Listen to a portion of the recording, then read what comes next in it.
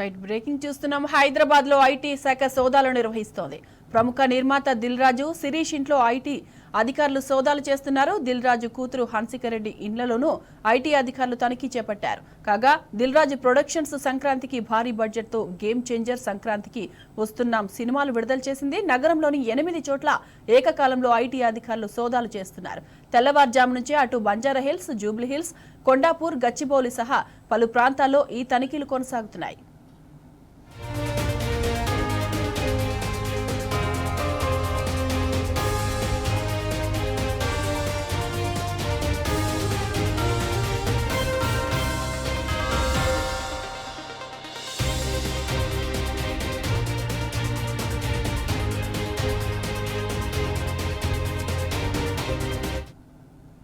ఇక ఇదే అంశానికి సంబంధించిన పూర్తి డీటెయిల్స్ మా ప్రతినిధి భాస్కర్ అందిస్తారు. భాస్కర్, చెప్పండి, ఐటీ రైడ్స్ కు సంబంధించిన అప్డేట్స్. హైదరాబాద్ లో ఐటీ సోదాలు కొనసాగుతున్నాయి. 8 చోట్ల ఐటీ సోదాలు నిర్వహిస్తున్నటువంటి అధికారులు బంజారాహిల్స్, జూబ్లీహిల్స్, కొండాపూర్, గచ్చిబౌలి ప్రాంతాల్లో ఈ సోదాలు నిర్వహిస్తున్నారు. ఎఫ్డీసీ చైర్మన్ గా ఉన్నటువంటి దిల్ రాజు నివాసం, ఆయన కూతురు హన్సిత నివాసంతో పాటు ఆయన కార్యాలయాల్లో సోదాలు కొనసాగుతున్నాయి.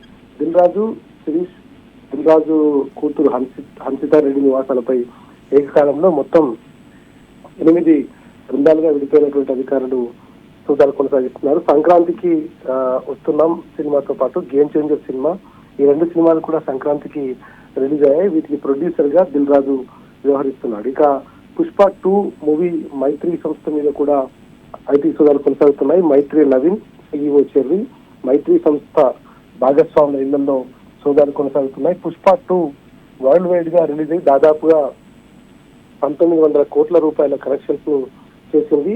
మరోవైపు మ్యాంగో మీడియా సంస్థలు కూడా సోదాలు కొనసాగుతున్నాయి. ప్రముఖ గాయని సునీత భర్త రామ్ కు సంబంధించినటువంటి సంస్థ ఈ మ్యాంగో సంస్థ.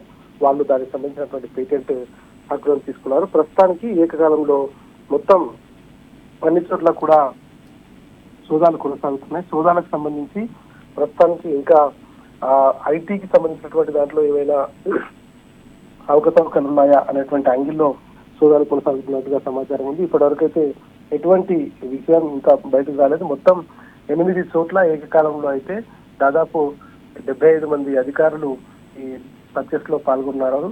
మొత్తం 8 చోట్ల ఏకకాలంలో సోదాలు కొనసాగుతున్నాయి. సోదాల అనంతరం వాళ్ళు డెత్ నోట్ ఇచ్చే అవకాశం ఉంటుంది.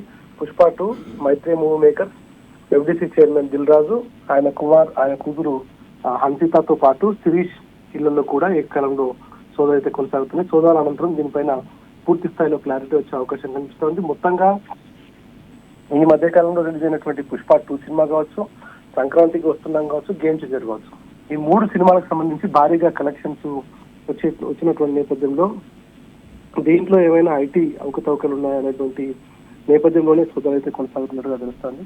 సోదాల అనంతరం దీనిపైన పూర్తి స్థాయిలో క్లారిటీ వచ్చే అవకాశం కనిపిస్తోంది. Right Bhaskar, thank you.